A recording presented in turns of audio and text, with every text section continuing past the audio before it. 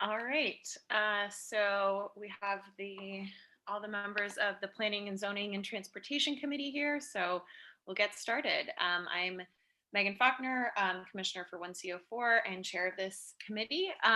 We've got a couple items on our agenda today. I just wanted to make one quick announcement.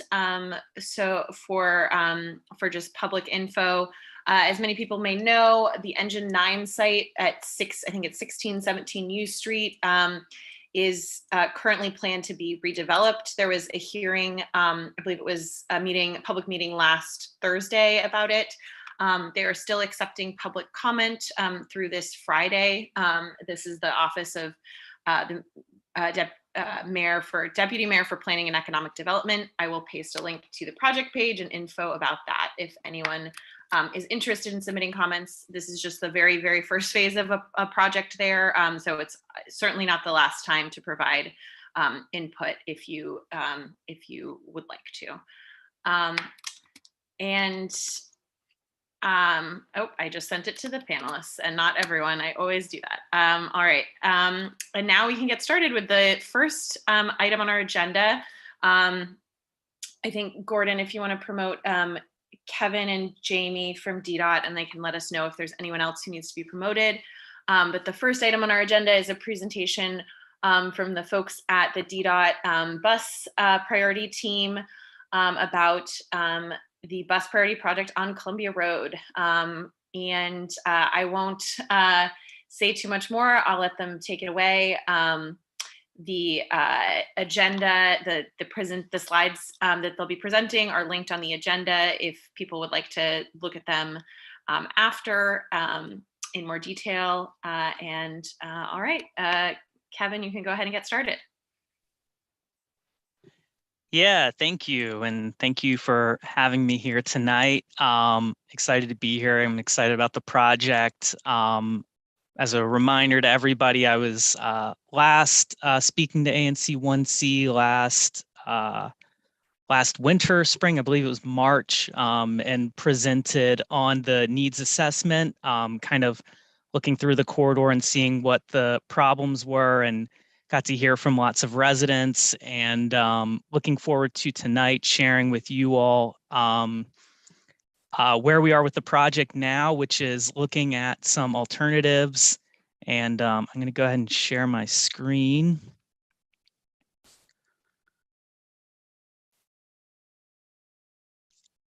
Can everybody see that okay?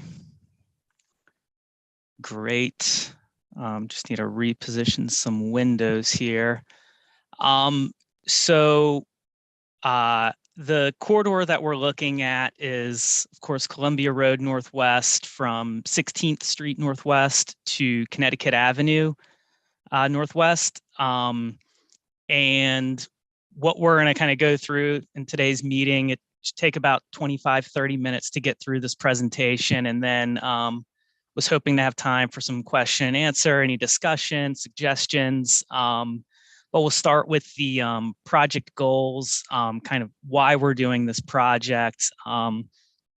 That's related to the needs assessment summary. So provided a pretty detailed summary of that last time, and this will just be a quick run through of that. And then the concept development process. So, at this point, DDOT has looked at a handful of different concepts, and as you'll see in this presentation, we have something that from our perspective makes a lot of sense to solve some of the problems on the corridor. But it's going to be contingent upon the feedback that we hear from the public and getting an understanding of how the proposal would work for you. And so I am on the bus priority team at DDOT. But Vision Zero is something that weaves through every project that we do. One of the key goals of the project is to improve bus travel time, but the district is also committed to eliminating transportation-related serious injuries and deaths among all roadway users, and that will absolutely be a part of this project. It's certainly one of the things that we heard from residents, and that is reflected in our analysis. And so regarding the needs assessment, as I've already said, it's very important because it's where we define the problems that we're trying to solve. And I'll kind of go through some of that information during this section, and then you'll hear me hammering it over and over again, talking about, what is the point of this? Why are we doing this? And so first, I want to thank everybody that reached out during the needs assessment. A lot of people provided really thoughtful comments, provided stories from their life. And, I read every single one of them. And I really appreciate the time people took to share those comments. On the right on the screen are some of the ones that stood out to me. Somebody saying, I'm sick of having to fear for my own and my loved ones' lives just getting around the city. I think lots more cyclists would use this with a dedicated bike lane or space for multimodal transit users. Buses move so slowly through this space. The 42, 43 buses are so slow and reliable that I often take the 16th Street buses instead, even though they're not as direct for my trip. Another individual recounting a story in which I was very nearly hit by a car that decided changing lanes to get around a left turning car right at Columbia and 16th. And so, these are just examples of the kinds of things that were shared. And this is something that will be carried forward with the project and will feed into the design in the next stage of the project. The kind of most frequent comment, the most frequent theme related to how the corridor is unsafe for biking, most commonly attributed in the comments to parking violations, inadequate infrastructure, in reference to the gaps in the bike lanes, and then reckless driving. And then protected bike lanes and improved crosswalks are the things that people most often requested to improve the corridor. And so kind of the three things that I'll go over and over again this evening is the first is the unsafe conditions for bicycling is one of the key problems that we are hoping to solve with this project. And not just for bicycling, but for all vulnerable roadway users. And that's a term that I'll keep using, and it primarily refers to people walking and biking. Those people don't always make up the majority of the roadway users, but they are the most susceptible to injury during crashes. For example, on Columbia Road, about 25% of crashes involve a person walking or biking, but about 2/3 of the injuries during in crashes are on people walking or biking. So that's what I mean when I use that term. And part of why this project is a priority for the district is that when we did an analysis for our bus priority plan, looking at kind of 1 mile segments of bus priority corridors all across the district, Columbia Road was among the slowest bus speeds in the district. So pictured at the right is one of the major problem areas for buses on that approach to 16th Street heading northeast. You can see two buses sitting there in traffic, and it regularly takes buses about 5 minutes just to go those 2 blocks so that they can make their left onto Little Harvard there. And as many people are aware, one of the great things about Columbia Road is that there is a mix of ground floor retailers. But part of what comes with that is a tremendous demand for pickup and drop off for customers and also for commercial loading. And any change being made to the street, being made to Columbia Road needs to take into account what's going to happen with that activity, because it's something that can be very hard to displace. And so I'm going to talk a little bit now about how we worked on kind of developing solutions to these problems, talking about concepts for the roadway and how it can be improved. And something that I mentioned during my last presentation is that, you know, not every intervention can fit on Columbia Road. The road is 50 feet wide, and there's just not room to fit, you know, a pedestrian refuge, a bus lane, you know, parking lanes on both sides of the street, and protected bike lanes.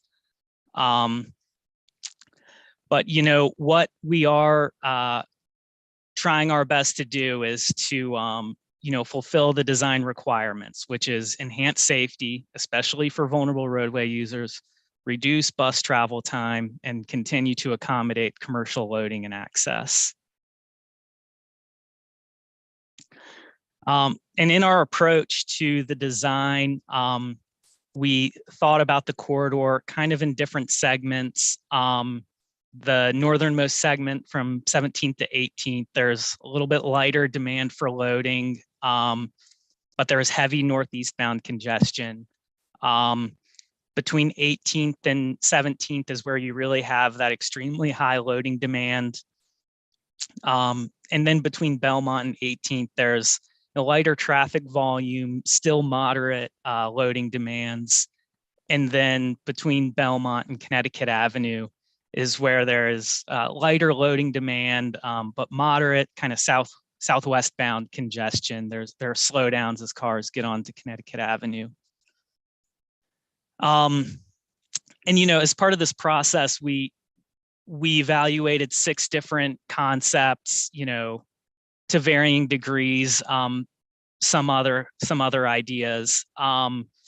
And, you know, we have a preliminary kind of preferred concept that I mentioned earlier.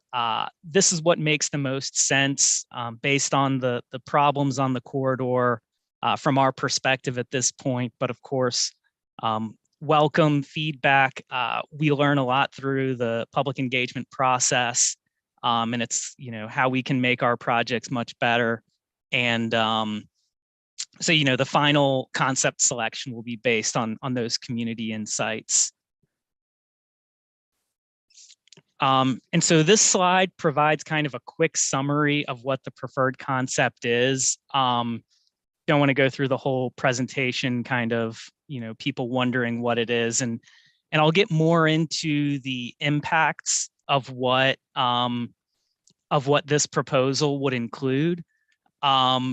But to start, just a quick summary of what it is, and to kind of keep in mind as we go through the different things that DDOT looked at. The main kind of feature of it is that it would be a protected bike lane through most of the corridor. The one exception is that on the downhill segment of Columbia Road from Colorama to Connecticut, there would be a full-time bus bike lane. And then the other component of the project would be a sort of left turn bus lane for the final 2 blocks of Columbia Road heading northeast. All of the buses on the corridor make that left onto Little Harvard. None of them travel through on Columbia Road. So the idea would be to get buses off into that left turn lane earlier and have it be exclusive for buses. I mentioned that they spend about 5 minutes trying to make that connection, and so that would be a big time saver. There would be a significant reduction in parking availability in the corridor, so much of what's left would become loading zones, and that would be accommodated where possible. And I'll get into that in detail a little bit later. So one of the kind of most tempting options when looking at protected bike lanes is the 2-way cycle track, because it has the smallest footprint. You only need 1 buffer, so you can kind of save some space. So the advantage of this 2-way PBL proposal, you know, running all the way from Connecticut Avenue to 16th Street, is that it provides the protected bike lane. It also provides a parking lane. And then in kind of strategic locations, you could choose whether to provide a second parking lane or a bus lane. The downside to this is that, all of these lanes would be kind of at the minimum widths. So everything would be very tight. It also, the two-way protected bike lane does not align with what's proposed on Connecticut Avenue and is intended to begin construction in 2023. That will have one-way bike lanes on each side of Connecticut Avenue. So there would have to be, there are ways that it can be done, but it's a connection that would need to be made. Then also the two-way bicycle movement through shared bus boarding platforms. In order for passengers to board buses, they would have to get across the protected bike lane. And the only way for that to work in such a constrained space is to actually have the bikes moving through the bus boarding platform, which is something that exists in other parts of the city, but it's not preferred, especially in high ridership locations, and especially with the two-way aspect of it. And then one of the big things is that when you have a two-way cycle track, we really try to limit conflicts with left turns going across that two-way cycle track. So all of the left turns that go across it would need to have its own phase, and we wouldn't have any permissive left turns. So every left turn would have to happen while there's a red light for people on bikes. Or left turns would not be allowed at the intersection. So it causes a real challenge for circulation, and also it creates a lot of stops and starts for people walking, biking, driving, and on buses, because the signal timing is that much more constrained by adding new phases to the cycle. The other kind of natural option was to provide protected bike lanes, one way on each side of the street. They offer a high level of comfort for an on-street bike facility. And one thing that in our interviews with bus operators is hearing about the tightness of the street creates like a very stressful environment for them. Very challenging. I think the same goes for all drivers. The negative, though, is that we view this project as a real opportunity to reduce travel time for people who ride the bus. And just adding the protected bike lanes would not achieve that goal of the project.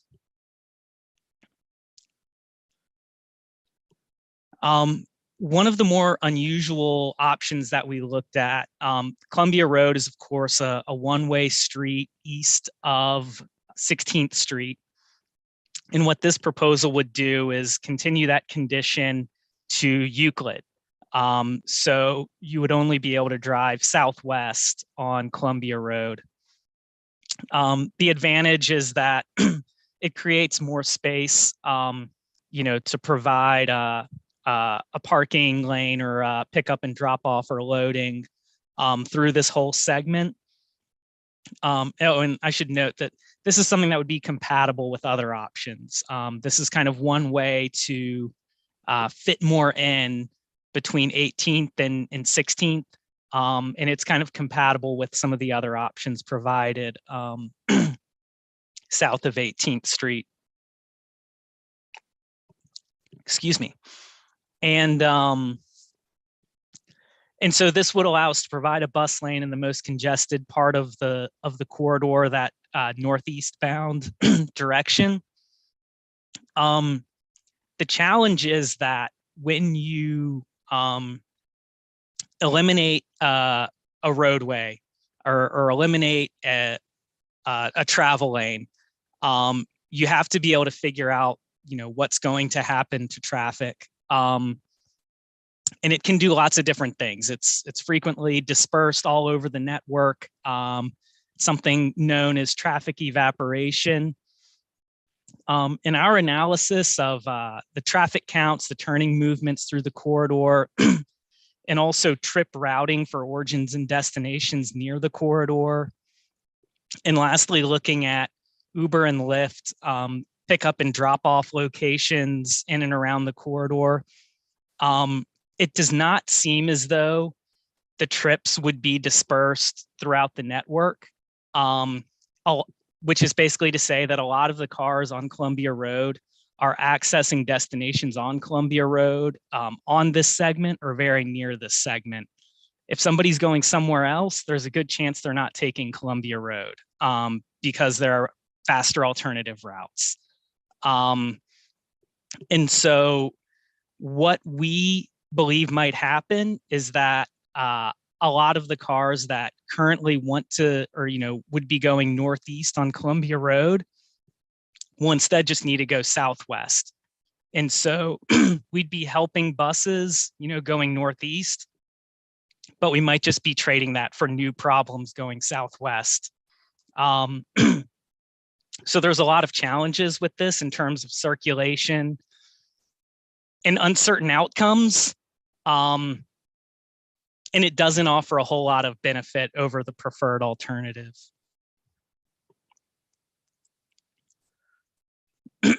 And then this number 5 is looking at shared bus bike lanes. And so this would only be an option applicable between 18th and 16th, where there's a little bit less curbside activity.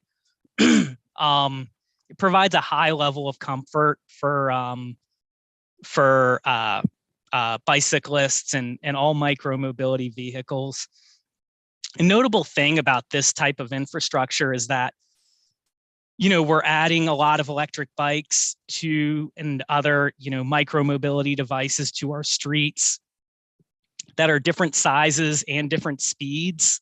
And so being able to pass is becoming more important. And the nice thing about these bus bike lanes is that they allow, electric delivery vehicles and, slower, smaller vehicles to coexist and without too much trouble. And this also achieves, the reduced bus travel time on the southern half of the corridor. The problem is that no parking would be available between 16th and 18th Street, particularly going uphill. Heading north on Columbia Road, it's not an all ages and all abilities type facility. I think a lot of people would be uncomfortable biking uphill in a bus lane.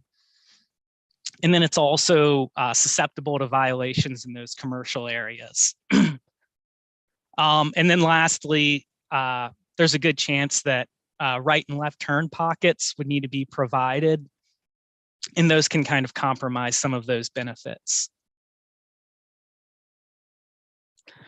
And lastly, this is just sort of a slight deviation on the preferred alternative. This would be the protected bike lanes from 18th to 16th, and then a separate bus lane from Kalorama to Connecticut Avenue. The difference is that this would require the removal of all the parking between Kalorama and Connecticut Avenue, which is a really long block. The block between that's northeast of Connecticut Avenue is a long block, and there's limited alley access. And parcel deliveries and things need to happen through that stretch, and so it would be challenging to not provide any parking at all. And so now I'm going to get a little bit more into the concept 1. As I mentioned, this addresses the most severe sources of delay, improves loading accommodations in the corridor by increasing the number of loading zones, provides a high quality, low stress bike facility. Two of the negatives is that it will reduce the total number of parking spaces in the corridor. And it also only provides a bus lane on about 20% of the corridor. I think it's the most severely delayed for buses, but it is a relatively small area where we're addressing the problem for buses. And kind of to get a closer look at what I was describing, what's proposed near Harvard and 16th is a little bit unusual. It's a center running bus lane. An advantage of that is that it's less susceptible to violations. As I said, all buses are making that left turn onto Harvard Street. And the main source of congestion is for vehicular traffic that's going through across 16th Street. And so this kind of helps buses just avoid that fray and continue on to Mount Pleasant, to Harvard Street, and then on to Mount Pleasant Street. In terms of the parking changes, one thing about Columbia Road is that there's a need for updating to the current version of the design and engineering manual, DDOT's design and engineering manual, which requires more clearance in terms of parking near crosswalks and in intersections. And so just doing that update would reduce the amount of parking on the corridor from 200 to 180. So that's just that improved visibility for pedestrians at crosswalks, kind of achieving that aspect of the project. And then by only allowing for there to be parking on one side of the street, we would go from about 180 to 100 parking spaces. And then most of the remaining parking in the commercial areas would be converted to loading zones. And so just FYI, loading zones, in this case, we would be looking at doing 7 a.m. to 7 p.m. There is, we have different time frames in place around the city. In our observation, 7 a.m. to 7 p.m. makes sense through here. But that's something we welcome public feedback on.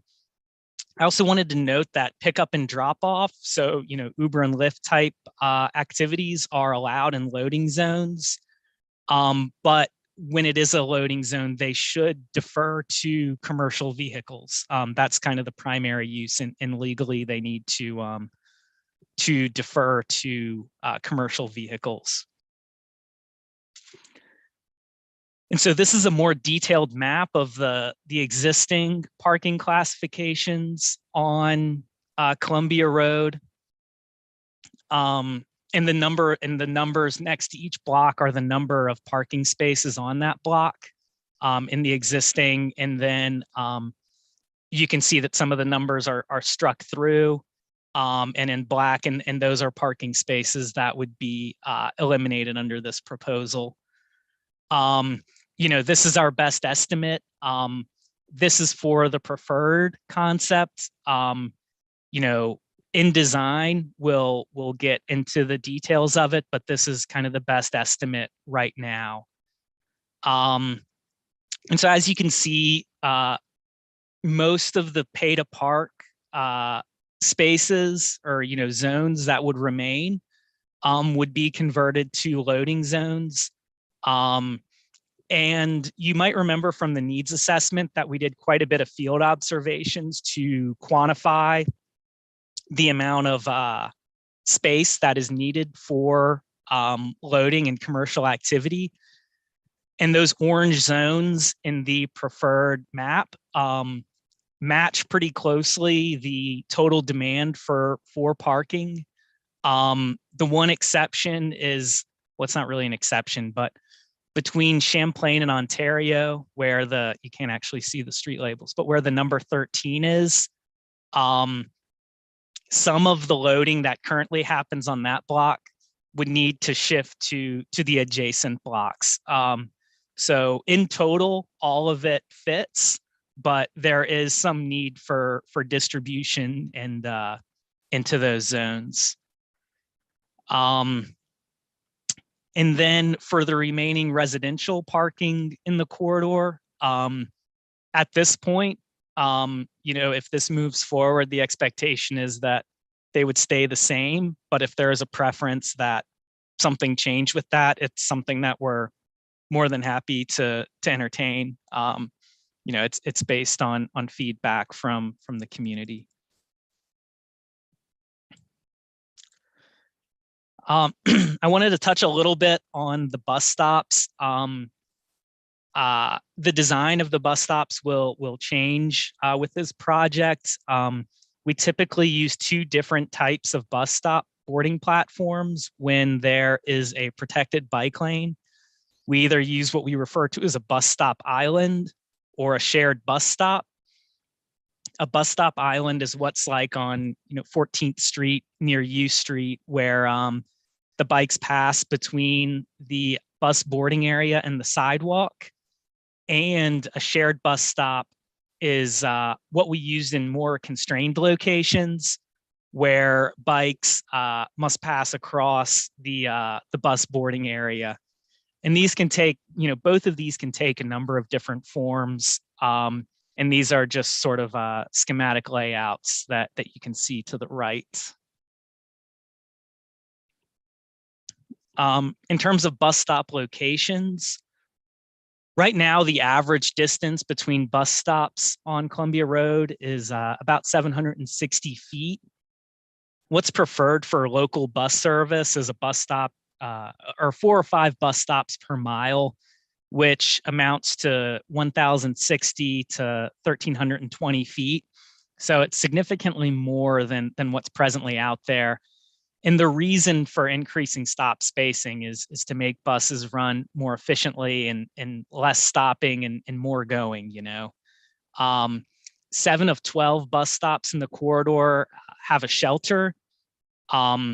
Moving bus shelters can be very challenging for us as an agency. It requires a lot of coordination with the contractor that oversees our shelters and that powers the shelter. And it can add a lot of cost to a project. And it's a major obstacle for relocating bus stops. So there may be some challenges that we get into as we get farther into this project. But it would be possible to reposition and relocate some of the bus stops to increase that average space from 760 feet to about 1,140, which is about where is recommended for local bus service. We would also aim to locate more of the bus stops near traffic signals because it's safer to locate that volume of crossings at signalized crosswalks. And also, in addition to some of these relocations, in many cases, we'll want to move intersections to the far side. So that's where, 2 streets intersect. The bus stop will come after the bus crosses the street rather than before it. So that's what I mean when I refer to far side. But this is something that we want to get more community feedback on and hear more about. A couple of these relocations that I wanted to point out is the relocation of the stop from Mozart to 7th Street to 17th Street in the northeastbound direction. That's necessary for the center running bus lane between 17th and Harvard. The idea is that it would serve that last stop at 17th Street and then shift to the left turn lane. And then also at 18th Street, relocating to the far side to improve visibility and also to reduce the right turn conflict for cars turning right onto 18th Street is another kind of design requirement of the proposed concept.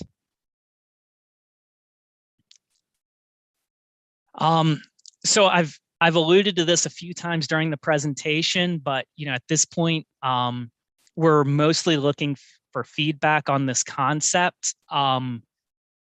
It's a lot of work to design a project, and there will be a lot of work to do as we move forward. Looking at the bus stop locations that I mentioned, there's a lot of more research that needs to be done, but it will kind of depend on the concept that we're moving ahead with. Looking at the feasibility of the shelter locations and the platform design, getting public feedback. And also safety improvements are going to be a really big focus of this project. You might notice that it hasn't been a big focus of the concept presentation, but there are a lot of opportunities in this corridor with these different concepts to add curb extensions, median refuges, crosswalk improvements, but it's going to depend on the concept that's eventually selected. Then also the parking regulations. As I suggested, a lot of the loading zone or a lot of the parking that would remain in those commercial corridors would be a loading zone from 7 to 7. People can still continue to park in those locations on the weekend and after hours. But we would appreciate feedback on that and how that would work for you and for the community. Then also there will be more to come regarding traffic operations. There may be a need for left turn restrictions in some locations, traffic signal modifications. But again, that will depend on the concept that's selected. And that's another detail where there's more to come. And then lastly, the project connectivity. We want to make sure that there are logical transitions from Columbia Road to the connecting streets. It's early for us to say exactly what that's going to look like. And again, it will depend on the concept that's selected. And it's something that we'll get into during the design phase of the project. And so to touch on next steps, I'll share with you all contact information. We actually have a new website for all of our bus priority program, including this project. I'll share that information next. And I would really, I think that as of when I started this presentation, I'd already gotten 20 comments on it. And I hope to hear more. And like I said, that's a key part of making this project better. And then we're going to continue public outreach. I'll be delivering flyers to every business and residents on the corridor. I'll try to connect with you all on the ANC to see if you have distribution lists or contacts at some of the multi-unit buildings so I can make sure that I can make flyers available there. We will also be giving this similar presentation to the Adams Morgan bid in August and continuing to communicate this information to other stakeholders in the corridor and neighboring ANCs as well.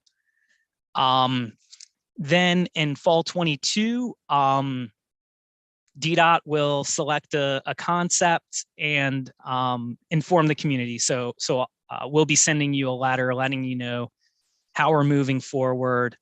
And then at that point, we'll start the preliminary design and hopefully have something to show you all before the spring. And that will include a lot of those details that I was referring to on the previous slide. And then about this time next year, hopefully we'll complete the design. And then we kind of do construction in seasons. We have to wait until it's warm out. And so hopefully this will be ready for the 2024 construction season in the spring. And so like I said, here's my contact information. I'll copy and paste some of this into the chat. We uploaded a new survey onto the new project website that has some kind of open-ended questions. If you already provided comments during the needs assessment, like I said, that was enormously helpful. And then during this next phase, it is also enormously helpful because some of these questions are specifically targeted at support for a particular concept and some of these different curbside regulations. So I look forward to hearing more comments from people. And that is all for my presentation. I've not been able to follow the chat, but I'm happy to answer any questions. Hi, Kevin. This is Jamie Carrington, also from DDOT, lurking in the background. But yeah, Kevin, we have some good questions that have come in on the Q&A. Dan Joseph asks, for bus bike lanes, would it be 24-hour? And is there a plan for enforcement? Yes, they would be 24 hours. All the bus lanes proposed in this project would be 24/7. When it's a bus and bike facility, it's really crucial that it not be part-time. And for enforcement, that is something that we are aiming to ramp up in the coming year at DDOT. We have a contract that's gone out to bring in some new cameras for automated enforcement that'll be onboard buses and also at fixed locations, which will hopefully help. And we'll be able to add that camera enforced signage to our bus lane sign and hopefully give further deterrent to people violating those bus lanes. And then I think the other part of it is that being mindful and trying to provide an alternative to people. I mentioned the major shift in pay to park to loading zones on the corridor. And so the hope is that helps, we'll be ramping up our enforcement, but also hopefully providing more alternatives for people to safely and legally load and unload.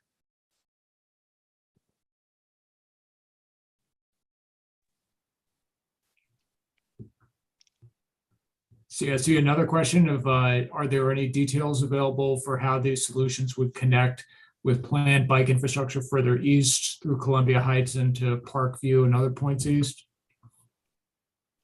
Yeah, so in Move DC, and there was a crosstown study done that looked at those east-west connections. The connection between some of the east-west facilities in Columbia Heights and Columbia Road is not defined. So at this point, there's not a specific plan, but that's something that we want to be working on once we've developed a concept for this project.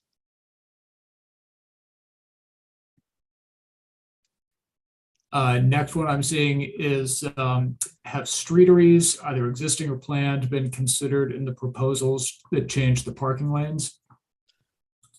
Yeah, so the streeteries were taken into account in the parking estimates that were provided. The presence of the streetery as opposed to parking on the corridor, and they should generally be compatible with the proposals made, but or most of the proposals that were made. But yeah, that will kind of depend on the final concept, and certainly the owners of the streeteries are certainly people that will be informing of these proposals. And here's a comment/question. The preferred alternative is amazing. Is there any way the timeline could be sped up to get it built faster? No, I did not make that up. Thank you. Yeah, so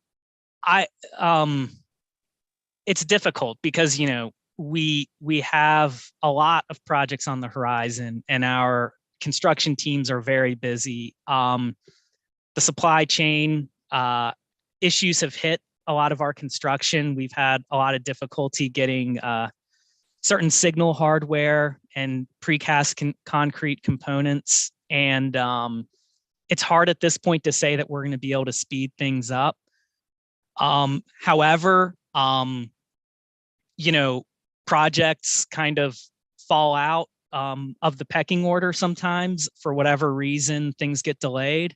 And so sometimes there's an opportunity to accelerate projects. So kind of the more support there is for this project and the clearer the path forward, the more likely it is that we might be able to sneak into the 2023 season. But at this point, that is not the schedule.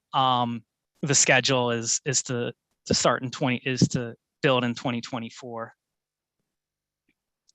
So I think now that we've gone through the Q&A that came in during the presentation, people should feel free to start raising their hand. And I think we'll start first with commissioners if you have any questions or feedback, and then we'll move to the members of the public. And please feel free to continue putting questions in the Q&A if you'd like to type, but you can also raise your hand. So I'll just start with a few thoughts and then turn to my fellow commissioners, which is that I think this is really exciting. The preferred concept, I think, looks great from my perspective. I took some time to look at it this afternoon. And I think it's really just interesting to know exactly where the sort of points for buses that slow them down are. It's great to hear that, you got such positive feedback about the bike lane, about getting a protected bike lane. I think the bus stop rebalancing also is an interesting thing to me. I live right by the bus stop at Biltmore in Columbia, and I've always thought it's funny that there's another one at Mintwood in Columbia, like feels like not even a full block away. So that's, I think, great, because that's obviously is something, and I think whenever I take the bus southwest from there, it's very rare that anyone's getting on or off at that stop. And so I think that's really great. Mike, one of my questions is, and maybe you already said this, and apologies, but the loading zone, the parts that in the preferred concept that would be converted to loading zones, would those then be pay to park at all other times generally? So or no, I guess on weekends, would they be pay to park? Because I guess usually you're not paying it after 7. Right. So they would no longer be pay to park. Just as you don't have to pay to park in the evening or on the weekend now, you would not have to in the future. Oh, great. I guess is what's proposed. Got it. I guess I did actually not realize you didn't need to pay to park on the weekend because I don't own a car. So my lack of knowledge is exposed. But great. So it'll just be regular parking spots on between 7 p.m. and 7 a.m. and in the weekends.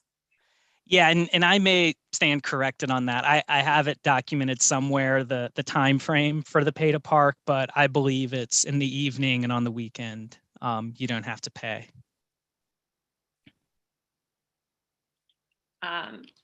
Great. And then I think I'll have some other questions, but before I go any further, I just want to give other commissioners an opportunity to speak up. I think Commissioner Felsenthal, you've had your hand up for a while. Hey, So I very much agree with Commissioner Faulkner. I think the preferred concept is really well thought out, and it has potential to really dramatically increase safety for vulnerable road users, as well as speed up bus transit at critical points. The part about bus stop rebalancing was definitely really interesting, and I see a lot of potential there. But yeah, overall, I really commend DDOT for the work you've done with this so far, and I'm really excited to see this project move forward. I just wanted to call out the Columbia 18th and Calvert intersection, which is smack in the middle of the map that we've been looking at. So you mentioned that, that safety infrastructure at crosswalks, that may be incorporated, once we decide on a preferred concept.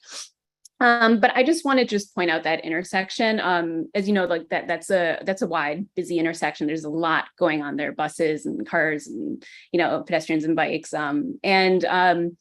You may be familiar, Adams Morgan ANC's passed multiple resolutions for that specific intersection to have safety infrastructure installed there. And personally, I think, if the preferred concept moved forward, I think it would make sense to install a protected intersection there, as well as raised crosswalks. I'm just wondering, is that something that could be incorporated into this project, moving forward, if it fits in with the preferred concept? Yeah, most definitely. I don't know what concept we'll move ahead with, and that will, of course, dictate what's possible at that intersection. But yeah, there's very wide turning radiuses there. There are opportunities for improvement, most definitely. And yeah, that's something we'll get into. And that was a location that was mentioned in a lot of the comments that were submitted. And yeah, taking a good look at that will be a priority. Okay, fantastic. Thanks, Commissioner Felsenthal. I think Commissioner Felskini's had his hand up. Thank you. And thanks, Kevin. This is really thoughtful, really smart. I really appreciate all the work that went into it.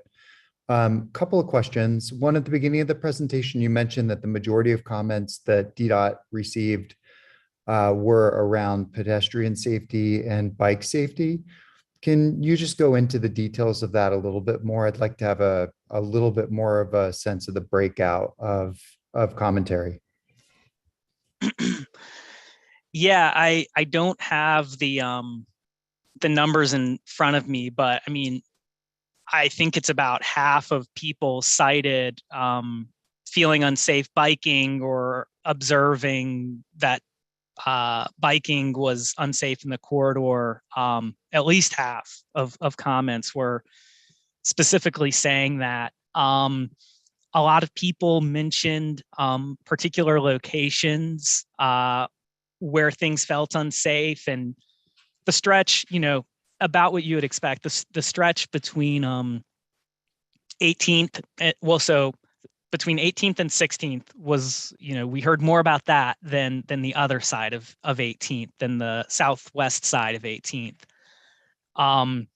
But between Champlain and Ontario by the Safeway was heavily cited. The intersection with 16th Street and kind of how confusing the signals are over there was something that people talked about. And the crosswalks, that people talked about the challenges of getting drivers to see them when they're crossing the street was a narrative that appeared in many of the comments that were submitted. So the crosswalks and the design of them and anything that we can do to make them more comfortable and safer is going to be important as we move ahead with the project. Thanks, Kevin. I've heard that from a lot of my constituents as well. And then also going to one of the questions that's in the Q&A and rolling off of that, what kind of safety infrastructure will we have in place for the protected bike lanes under this plan? Would it be something that's a hard barrier that could truly protect bikers from automobiles? Yeah, so the typical protection is, something kind of structural to prevent cars from rolling over or drifting into it, like a concrete wheel stop. And then also vertical flex posts to improve the visibility of those wheel stops. So it would be kind of the typical treatment that we've been doing on a lot of corridors, concrete wheel stops and flex posts. We have a bicycle facility design guide, and we would follow what's in that as we develop the appropriate protection. Thank you. And then final comment is just to also reiterate what both Commissioners Faulkner and Felsenthal said, that the idea of relocating some of these bus stops to make them more spaced out and to make the corridor move a little bit faster for buses that way is also really thoughtful and appreciated. Thank you so much. Thank you. Thanks, Commissioner Felskini. Commissioner Balke? Thank you very much. And thank you, Kevin, particularly for your very aggressive outreach on all this stuff. Very impressed with the presentation, looking to the preferred concept. I see a lot of interesting and potentially useful ideas.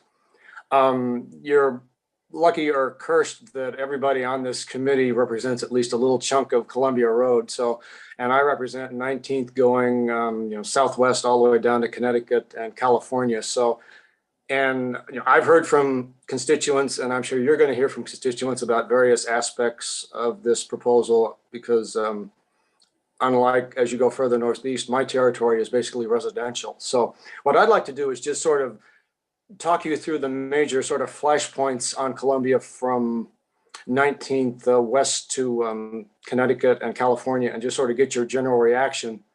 And then if folks who are watching, I've encouraged my constituents to tune in. I didn't recognize any names, but there may well be some folks from 1CO1 on this call, so maybe that'll prompt some follow-up questions. But if I could just start out with the intersection at 19th and Columbia has long been a headache for pedestrian safety. One of the things I noticed on bus stop rebalancing is that you're talking about moving that bus stop up, from basically from Wyoming to Calorama. And I think that's a potentially very useful change. You interested in your thoughts just in general about what we can do to make pedestrian safety at that intersection better? And also sort of wondering, and this leads into my next question, the bike share at 20th and Columbia, I assume would have to be moved. If you do move the bus stop, does that then mean that the bike share would move up to 19th and Columbia and Wyoming there? And just as a quick aside, somebody's mentioned to me they thought there was a visibility problem with people exiting 20th onto Columbia as they look to their left. I guess that bike share blocks the vision just a little bit. So any thoughts you have on that little basket of issues, and then we'll move farther west.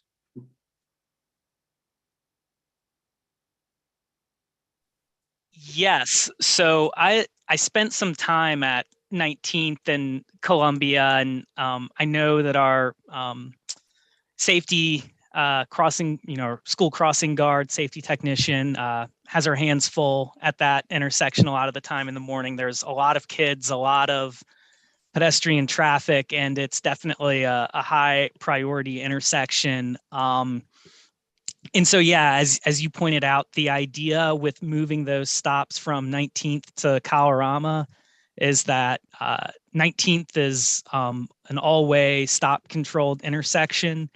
And the idea is that the bus stops would potentially be better off at a fully signalized intersection is the reason for that movement, or potential movement, I should say. I think that concerning the bike share station, I'm trying to remember exactly where it's located, but I'm sure that there's a place that we could find to keep the bike share station there. There's a lot of those kind of small triangle parks where parking's not allowed, and but a bike share station would fit. We also frequently use them in buffers on protected bike lanes. So there are some different examples around the city where by building a protected bike lane, you're creating some space for the Capital bike share. I'm sorry, I interrupted you. What were you about to say? I'm just going to say that the bike share is currently at a little triangle park right now, 20th and Columbia. I was going to mention also I've heard complaints about trucks parking in that bus zone right there, because there's that little 7-Eleven just less than a block away, and they use that for unloading and loading quite often. Yeah, that's true. That's a good point. Maybe another potential benefit is less conflict with loading needs, and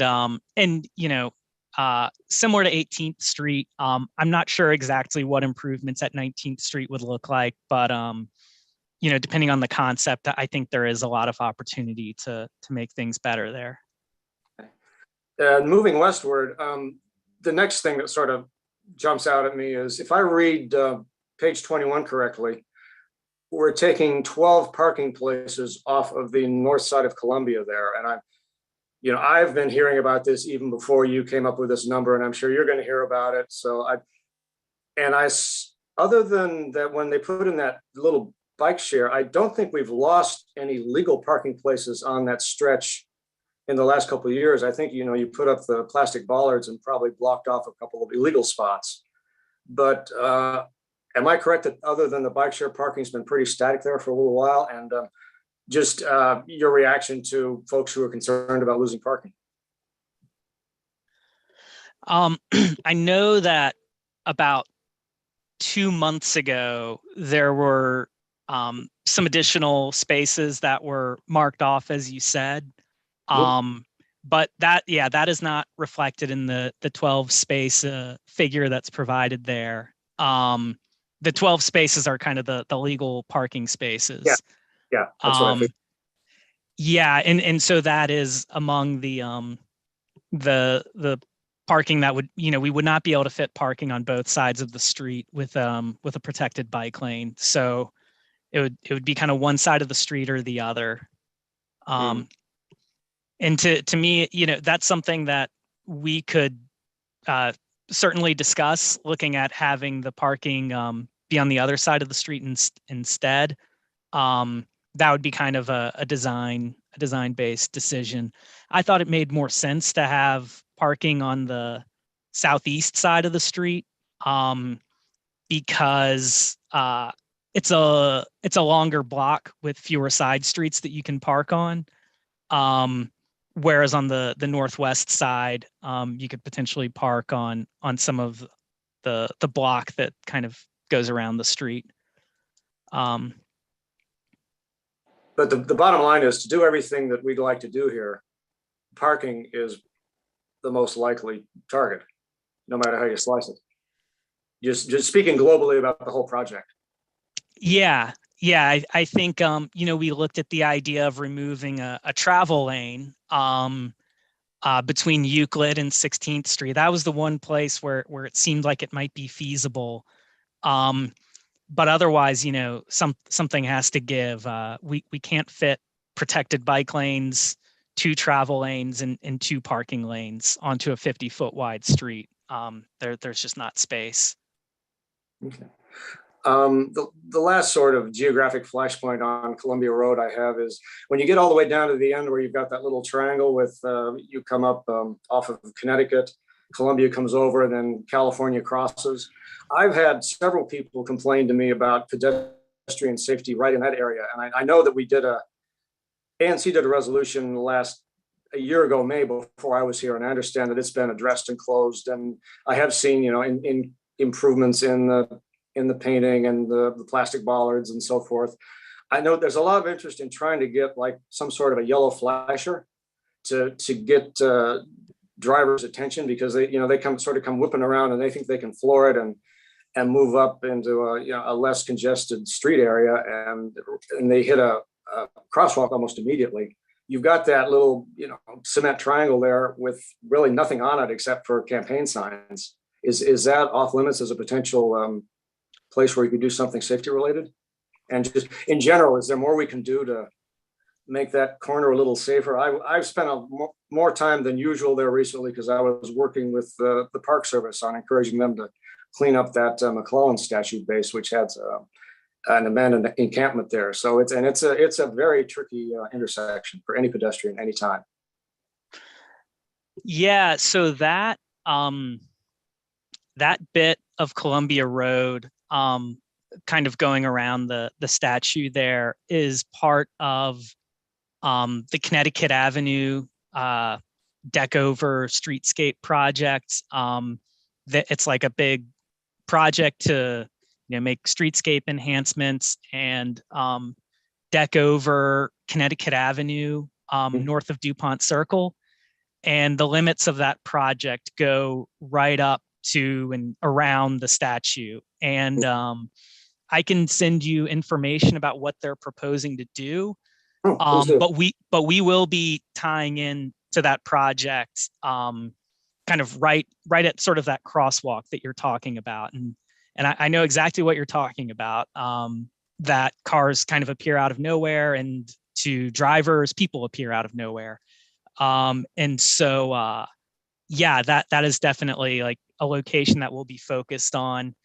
And I'm going to work with the project manager for that Connecticut Avenue streetscape project to make sure that we're kind of connected and implementing, not overlapping or stepping on each other's toes as we try to do that.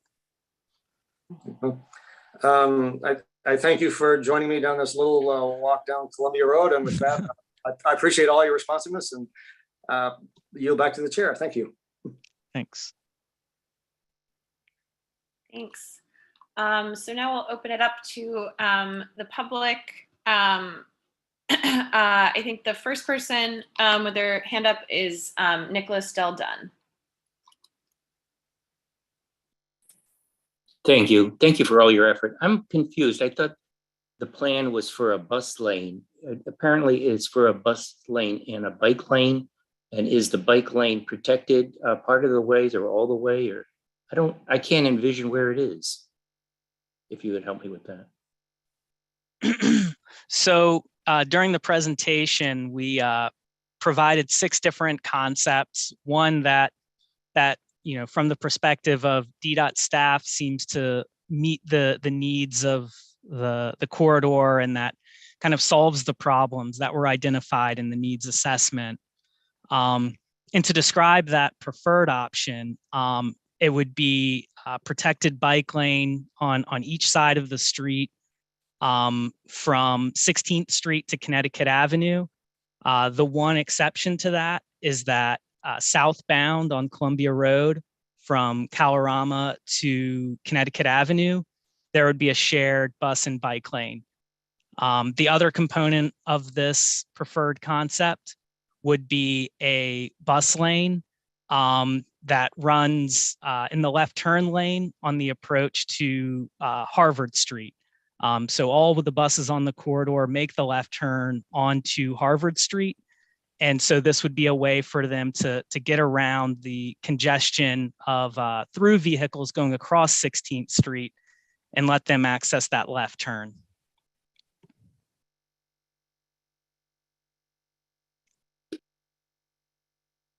All right. Next is Zach Gold.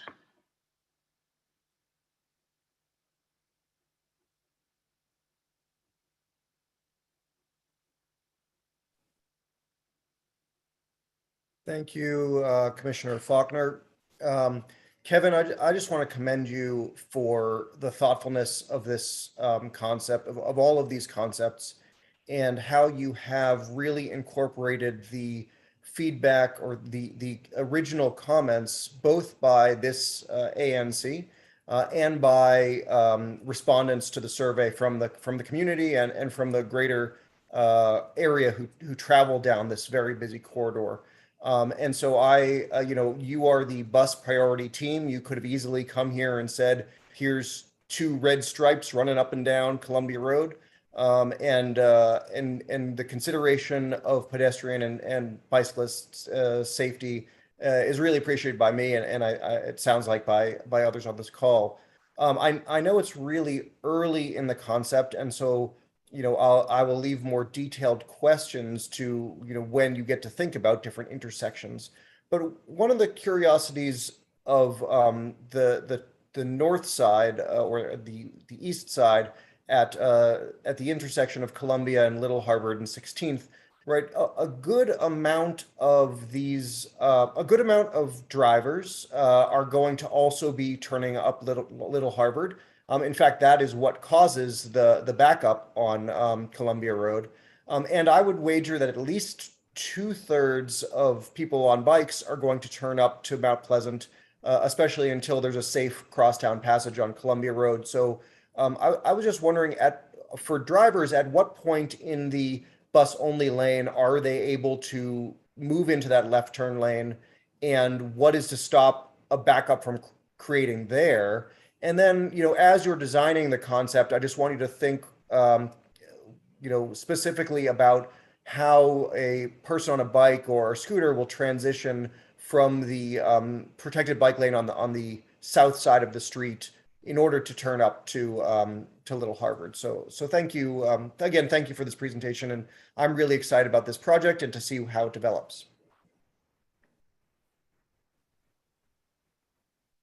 Yeah, thanks for that. Is certainly one of the design challenges that we'll be looking at is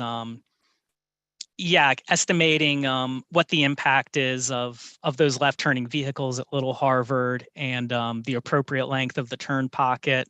or potentially having a left turn restriction there. And the follow-up question is sort of part of that logical connections point that I was making, and making sure that we're making sure that to the extent possible, what this design is on Columbia Road is something that integrates into the surrounding street network, so that people can make that key connection up to Mount Pleasant, and also to other bike connections in the area, bike and bus connections.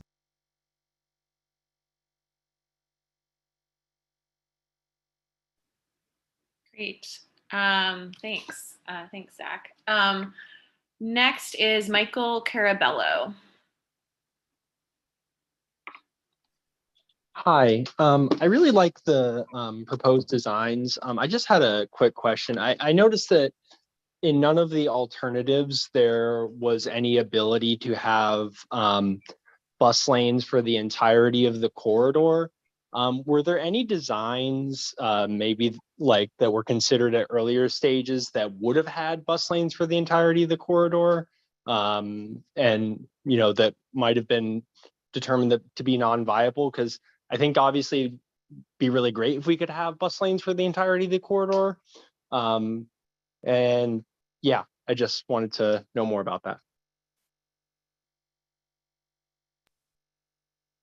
Yeah, so there was the one concept that we shared, number 5, which is only focused on the segment of Columbia Road between 18th Street and Connecticut Avenue that would have provided bus and bike lanes. One of the key components of this project was to try to make the street safer for vulnerable roadway users. So a big part of that, if you look at the crashes in the corridor and the proportion of the people injured on the corridor that are riding bikes, it's clear that there needs to be safer bike facilities on the street.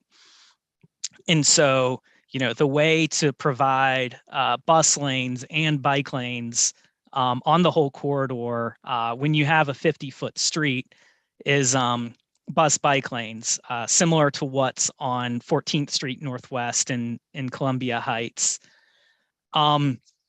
However, I think that given the intense retail development on many parts of the corridor, it can be really difficult for us to enforce that, when it's these very short-term stops that are constant. It can be a real challenge to enforce. And then also, many of these places don't have, like on different parts of the corridor, don't have good alternatives to receive deliveries. And so that is one of the big challenges with providing bus lanes through the whole corridor, is that they would need to be 24 hours, and that maintaining a 24-hour bus lane can be really challenging when there is that dense commercial development. But yeah, as I pointed out, one of the negatives of the proposed alternative is that only 20% of the corridor will have a bus lane, in terms of the lane mileage for buses. I think that we focused it on where the delay is the most severe. And so in particular, that northeast corner, I think there is going to be really big travel time savings for buses. So I do think the preferred alternative is a big win for people who ride the bus in this corridor. But I think that providing bus lanes through the whole corridor would have been challenging for it to be successful.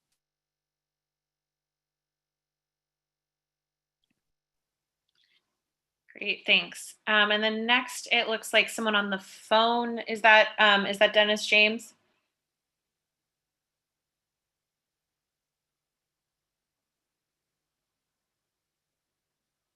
Yes, this is Dennis. Am I being heard? Yes. Thank you. So there are so many comments that need to be made. I will give credit to DDOT for addressing the really only important one, and that is the difficulty of getting the buses through that last stretch as you approach Little Harvard. That's a definite problem. And it doesn't really involve much displacement of other existing facilities, all of which are totally useful and justifiable as they now stand. The attitude that DDOT is displaying in suggesting that the parking, say for the 1800 block of Columbia between basically Biltmore and Mintwood, that could become just bike lanes or bus combination of bike and bus lanes, and that the parking would be removed. Those businesses there depend on that parking, but customers are coming in every day to places like So's Your Mom and the various little restaurants that are along there, and the little Calorama pharmacy and so forth. When I drive, occasionally if I'm running errands, there's a space and I need to go to one of those places, I'll go there. That's what people do. They act in their own interests, and having a bike lane that sits empty except during rush hours, what's the point of that? That's a complete waste of roadway capacity. I don't get it. And when you look at this project as the way it's been described, and then you also think of the way that this ANC and our local Adams Morgan bid wants to affect buses and the use of the 18th Street between Calorama and Columbia, that's just an incredible mess waiting to happen and become worse. First, it's interfering with, the bus transportation system of the neighborhood. But if you've already taken away almost all the parking on that stretch of 18th Street, now you would take more away. That is all paid parking, by the way, which benefits the city. Then those people are going to go into the side streets. The side streets are already suffering from the presence of all the streetery. It really does happen. I live on the 1800 block of Calorama, and it's become much more intense, a parking, gamble or whatever. People seeking parking are much more prevalent than they were before. And it's always been that Adams Morgan has been overparked. I've lived here for very many years. I've been involved in all the past projects, the rebuilding of 18th Street. I've served on the steering committee there, and the parking study that preceded that. What this is a solution in search of a problem.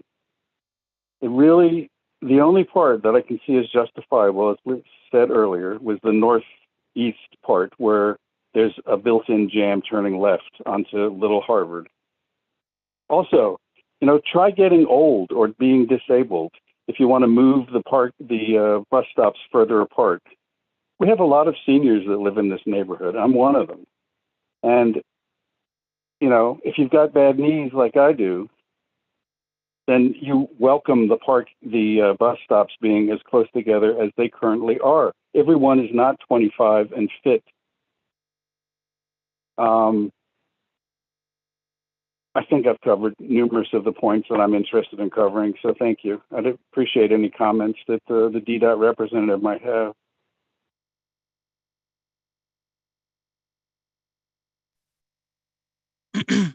Thank you. It's, the problems that we're trying to solve with this project are kind of the three things that I've mentioned. It's safety for vulnerable roadway users. And, you correctly say that there would be a reduction in the availability of parking on the corridor. And that is in order to address the problem of improved safety for vulnerable roadway users. and also to reduce bus travel time for people that ride the bus through the corridor, all while still accommodating the demand for deliveries to businesses in the corridor. And you correctly identify that trade-off, and that is, what the public feedback process is for, is to understand if we're getting that right, if we're making those trade-offs the right way. And I appreciate, all of the comments from everybody, and encourage everybody to go to the website and submit comments. Mr. James, I believe I received an email from you earlier today. And so I appreciate you reaching out, and certainly, I will read all of these comments, and we at DDOT will make a decision based on the feedback that we receive.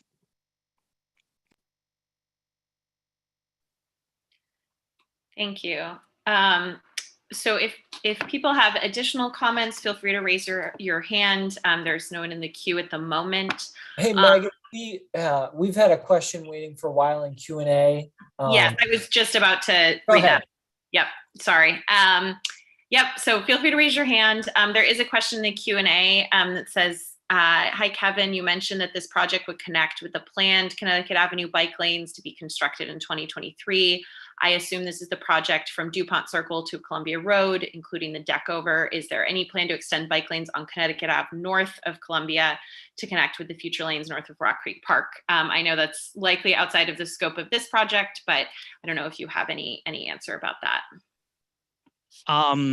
Yes, that's correct. That is what I was describing. And I'm not aware of plans to extend it farther north on.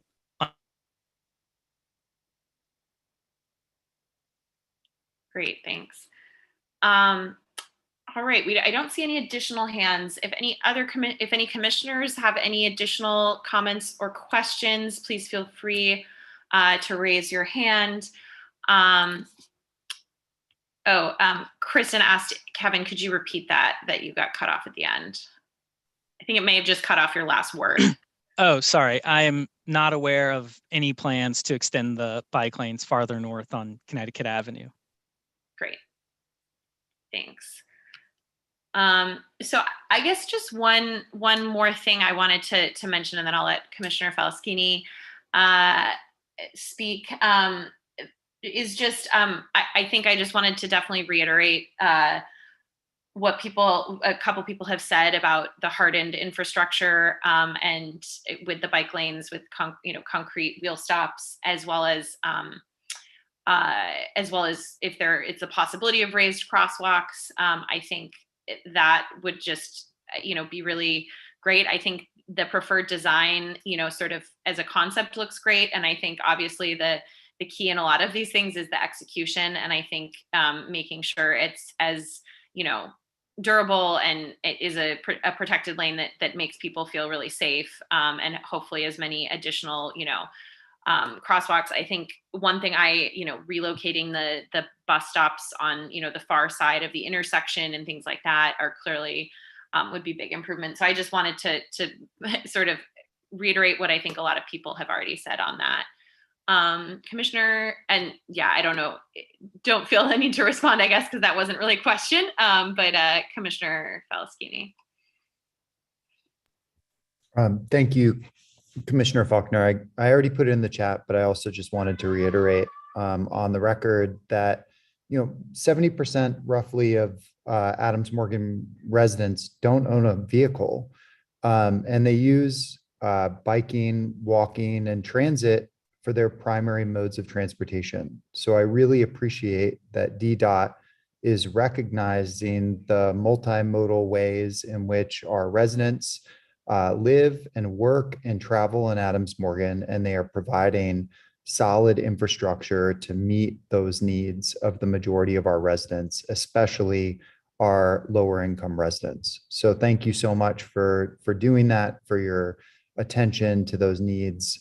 It's appreciated by me, and also by, I think, the silent majority often of the people who live in my SMD.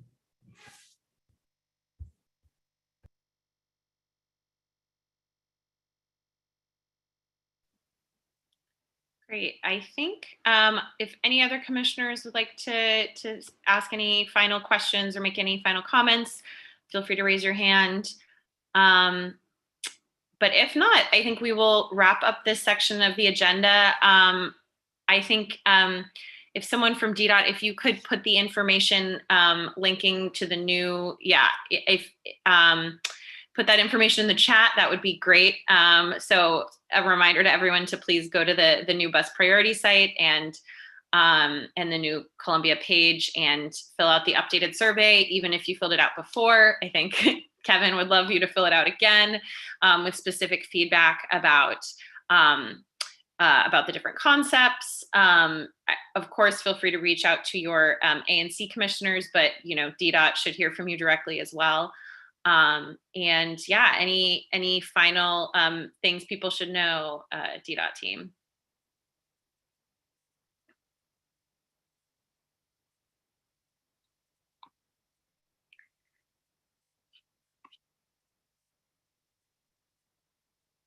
All right, if not, thank you so much, DDOT, Kevin and Jamie, thank you so much for coming. We really appreciate this. This is an incredible, I think, design, and you've clearly put a lot of thought and care into it. And really, I think it reflects a lot of what we've been hearing for a long time and a lot of what this ANC has been asking for a long time. So it's very exciting. So thank you, really. Thank you a lot. Great. Yeah. Thank you all. And thanks everybody for attending and taking the time to submit comments on the new survey that is focused on the concept. So yeah, thank you and talk to you all soon. Great. All right. So the next item on our agenda tonight is a resolution. I'll get the link in just a moment, or if someone else is able to grab that and pop it in the chat, but is a resolution in support of the installation of protective barriers on the Taft Bridge. This is a resolution that ANC 3C, which covers Woodley Park and Cleveland Park, that ANC 3C passed, I believe, last month, and they asked us to consider it because the Taft Bridge is adjacent to our ANC, but also I actually believe that the southern part of it is technically in 1CO2 based on the map, although, sometimes the maps where they're not including streets or the streets with any addresses. But it does appear that I think the Taft Bridge is included in part in 1C. The original resolution also mentioned the Klingle Valley Bridge, which is mentioned as well. Although that is not in 1C, so it's added as sort of an additional point in encouraging protective barriers on bridges, other bridges throughout the city. So I'll just mention that, the protective barriers are, there are protective barriers on the Ellington Bridge that I think have been there since the 1990s. The resolution, as if you read it, you'll see that it references that there have been 1980s. Thank you. There have been some studies, including on the Duke Ellington Bridge, in a reduction in suicides after the installation of barriers. I know that there was a lot of research and care put into this resolution. I also just want to note that this is obviously a very sensitive topic, and just encourage everyone to be mindful of that.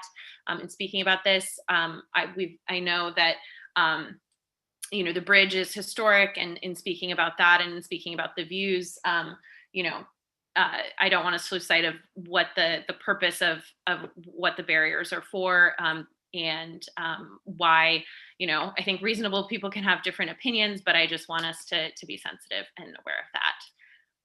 So without further, this resolution, like I mentioned, is very closely modeled on the 3C one, with some just additional language to reflect the bridge that is in our ANC. And I think that's all I have to say. But if any of my fellow commissioners would like to say something as we begin discussion. Commissioner Falaschini. Thank you, Commissioner Faulkner. We've had an email exchange about this, and I appreciate your thoughts and perspective.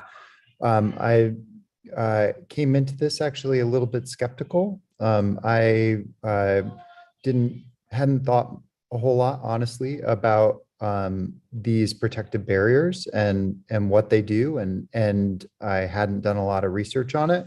So I was actually really interested to read more and learn more about it.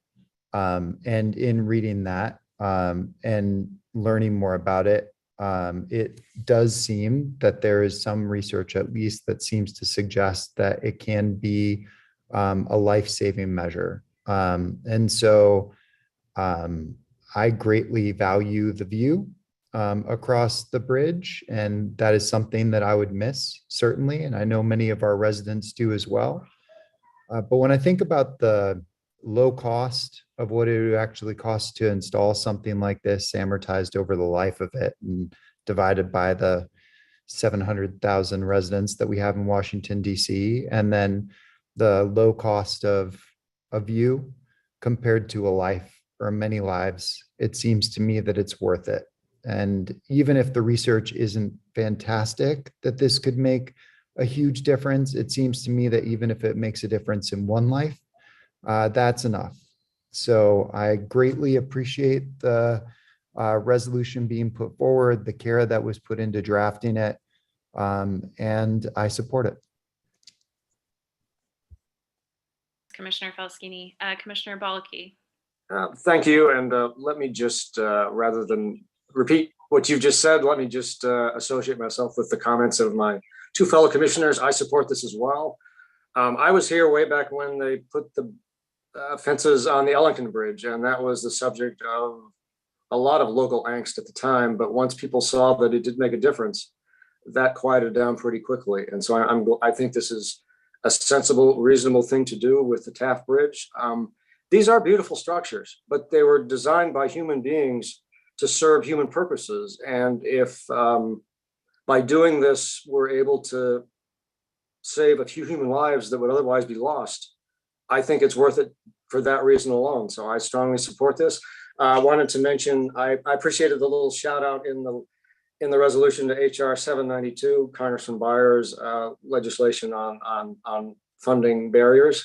I think it's important that the ANC speak out in support of relevant federal issues. And if control of Congress changes in the next election and my constituents don't kick me to the curb, I'll be back here next year probably complaining a lot more about what Congress does. So I wanted to mention that, and also close by mentioning, as folks may know, we now have a national suicide crisis hotline available in most states. This was just actually begun last weekend. Call 988 here in the district as well, or you can continue to call 1-800-273-TALK 8255, and that'll get you a DC connection as well. So I support this. Happy to yield back. Thank you. Thanks, Commissioner Balke, and thanks for mentioning that. That's a great point, the new crisis line. All right, now opening it up to members of the community. If you have any questions or brief comments about the proposed resolution.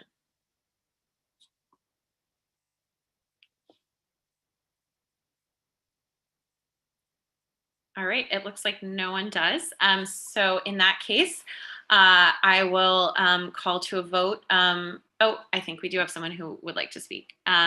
Chelsea, if you'd like to speak. Hi, can you guys hear me? Yes. Hi, my name is Chelsea Van Thoff. I'm here tonight not because I live in your neck of the woods. I live in Woodley Park, but I just want to put out there that I'm greatly appreciative of you passing this resolution tonight and the support around it. I lost my partner on the Taft Bridge 3 months ago. And there is a lot of research showing that with the barriers up, it's definitely saved lives since 1986, and the Taft was supposed to get one, and so I want to see that through now. So thank you, guys. Thank you, Chelsea. We're really sorry for your loss, and thank you for sharing and for I know you advocated for this with 3C, and so thank you very much for that. All right. If there are no more public comments, then I think we'll call to a vote. So the vote is on whether to advance the resolution to the full ANC for it will be our September meeting, because there are no ANC 1C meetings in August. So all in favor of moving the resolution to the full ANC with a recommendation and support, please say aye. Aye. Aye. Any opposed? Any abstentions? All right, it passes 3-0. Great. Thank you, everyone. And then the last item on our agenda was a potential resolution in support of a tree planting plan at the plaza at Adams Mill in Columbia. That is going to be delayed until at least our September meeting because, so just for some background, I think about 2 years ago, the ANC, or actually, I think we passed a modified one about 1.5 years ago, but the ANC passed a resolution in support of a tree planting plan there. Those trees were planted over the winter. They have since died. It was not due to not being watered. I believe the bid was watering them faithfully. It may have been the wrong choice for that location. And so the bid has been in touch with DDOT's urban forestry team about potential new trees for there that would be better suited, but has not heard back yet. And so there is no resolution in support of particular trees to consider yet. So that we are going to most likely discuss that at our September planning and zoning transportation committee meeting. So so we will hopefully have more details and options from DDOT's urban forestry team by then. And that will be in time, hopefully for then the next tree planting season, which I think begins in November. So with that, with that, I will call our July PZT meeting to a close. We will next meet as a PZT committee at the end of September. I think it's September 2020 something.